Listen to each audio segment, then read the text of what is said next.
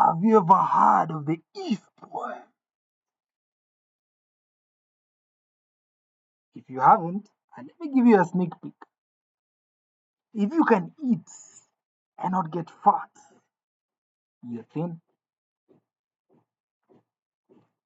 If you can talk to 100 people all at once, then you're giving a speech. If you can move from Kenya to Uganda, then you're still Kenya. If you can be a comedian and become president, then you're Zelensky. Anyway, that's not the Eve poem. That's just some bullshit. Let's go to the actual Eve poem. It's more inspiring than this nonsense I just came up with. Okay, so this is the Eve poem. It was written back in 1910 by Rudyard Kipling. I learned about it about a decade ago in high school. It was given as a punishment. And yeah, that's all I took it for punishment. But now I understand why it was given as such because it has a lot of wisdom, I would say. So it's a poem by a father to his son, telling his son how to be a man. Exactly the blueprint itself. If you're a woman watching this, I mean, the advice applies to any human being, but you'll see uh, it's directly addressed to a son. Anyway, let's dive right into it. You're not here to listen to me ramble. So, if you can keep your head when all about you are losing theirs and blaming it on you, just imagine that, eh?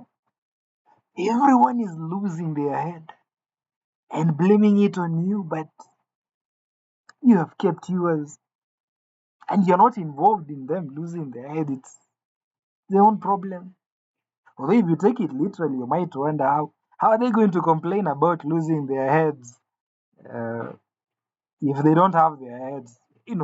That's literally. But I know poetry is figurative, so they probably are talking about people losing their mind, but you keep your mind sharp, and they blame you, but that's not your problem. If you can trust yourself when all men doubt you, just imagine, 8 billion people on earth doubt you, but you believe in yourself. That's the way to go, my brother, my sister.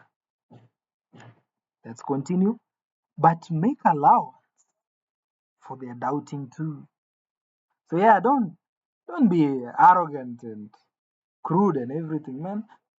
As much as you're trusting yourself when 8 billion people doubt you, leave some allowance for the doubting too. Yeah, sprinkle in some of it.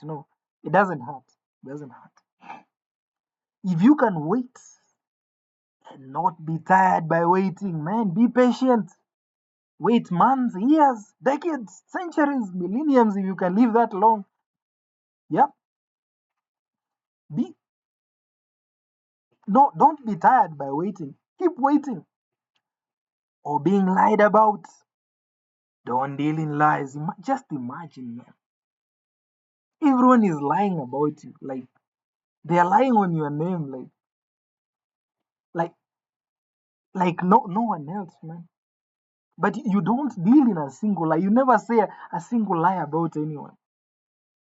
Now you're on the right path, my brother, my sister. Or being hated. Don't give way to hating. My goodness, this poem.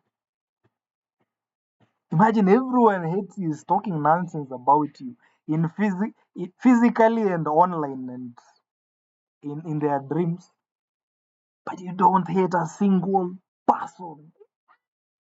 Just imagine what you're being taught about here. And yet, don't look too good or talk too wise. When you're not hating and you're being hated and you're being lied about and you're not lying about anyone, you might end up looking too good. Or when you talk, your words sound like they're too wise. Be aware of that. You're not supposed to look too good or too wise. A little bit of a bad sprinkle in there, a little bit of stupidity sprinkled in there. Don't be too wise as well. Hmm? The point, it's a powerful point. If you can dream and not make dreams your master, and you can say, I had a dream, and not tell a speech about it, that's what I'm talking about. If you can think and not make thoughts your aim, yeah, be a yogi who believes thoughts are just passing waves. They are not you. Your thoughts are not your aim, but you're not preventing yourself from thinking. You're letting yourself think deeply and clearly and efficiently and proficiently and everything. Then, if you can meet with triumph, you won, and disaster, you lost, and treat those two imposters just the same. So, triumph is not you, it's an imposter. And the disaster is also not you, just another imposter. If you can hear, oh, sorry, if you can bear to hear the truth you've spoken, twisted by nerves to make a trap for fools, unbelievable. What you do then? Can you bear it? Huh? Your truth has been twisted. Can you not defend yourself? Bear it, take it like a man or a woman. Or watch the things you gave your life to broken and stoop and build them up with worn out tools. That's self explanatory. I won't even go into it. Just watch things get broken and use worn out tools to bring them back up like they have always been there. If you can make one heap of all your winnings and risk it in one turn of pitch and toss, just imagine. If this was poker, I would say, can you go all in? And then what happens? And lose. And start again at your beginnings. And breathe about never breathe a word about your loss. I don't think a lot of people can do this. You risk everything, you lose everything, start again and build it up to where you are without breathing a word about your loss. That sounds impossible, but this is great advice. If you can force your heart and nerve and sinew, I don't know what the hell sinew is, to serve your turn long after they are gone. I don't know what that means, so I will not explain. And so hold on when there is nothing in you except the will which says to them, hold on. Imagine, eh? Hold on when there is nothing in you except the will. Nothing actually, just the will that says to them, hold on, I'm coming. I'm coming, hold on, just give me a couple more seconds, you will see magic here. Wow. If you can talk with crowds and keep your virtue, or walk with kings, not lose the common touch. This is where most people get lost, man. You can't walk with kings uh, and then be relating to the homeless guy on the street.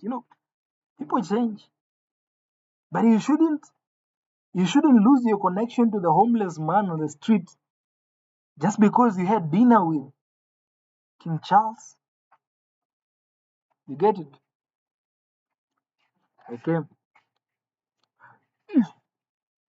Neither foes nor loving friends can hurt you if all men count with you, but none too much. Yeah, I never knew that either. Like everyone counts on you, but there's a limit. There's a point to get like not too much. Right? I hope you get what I'm saying.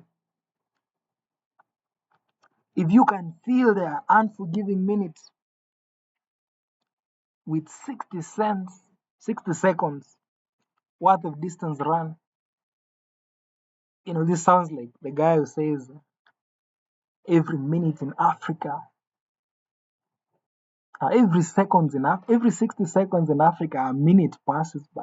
That's what it sounds to me, but there's some wisdom in it. Listen carefully. Yours is the earth and everything that's in it. Imagine once you feel once you feel the unforgiving minute. I think the unforgiving minute refers to a bad time in your life. Uh, if you can feel that one unforgiving minute with 60 seconds of a distance run, just run for 60 seconds when you're feeling at your lowest. Yours is the earth. Imagine the earth is yours and everything that's in it. Imagine if you can follow everything I've told you until this point, and which is more, you'll be a man, my son. Absolutely beautiful piece of poetry. I don't know what you think of it. I thought it was longer for some reason, so I don't know which part stood out to you specifically. Rudyard Kipling. I don't know whether it can play. No, it doesn't play. I would have played to you in the native accent. Maybe it would have sounded better. But a few key points. Huh? Keep your head when all about you are losing theirs and blaming it on you. You're allowed to dream and make sure those dreams are not your master. That's hard to do. Imagine you have a great speech like I have a dream like Martin Luther. I don't know whether he had an actual dream or it's a figure of speech. But imagine you have that speech and you just keep it to yourself. Never mention anything about it. I had a dream, but it's not my master. I can have more dreams anytime.